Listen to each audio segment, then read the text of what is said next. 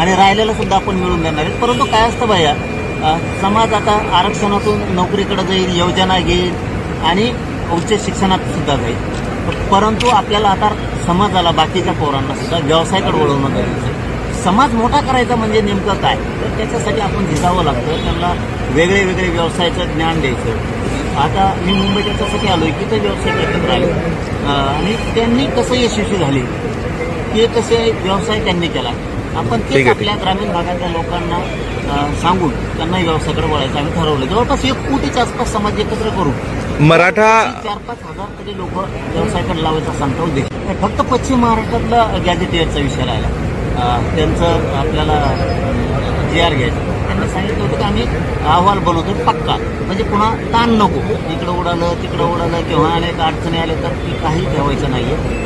आता आमचं 58 लाख नोंदी निघालेल्या आहेत. त्याच्यात 2-2.5 कोटी मराठा आरक्षणात झालं. मराठवाड्यातला हैदराबाद गॅजेटियरचं GR काढलं.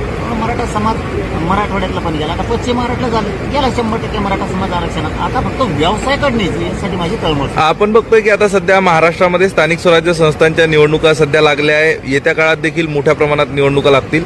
मराठा समाज मतदार म्हणून निर्णायक राहिलेला आहे. काय आवाहन कराल?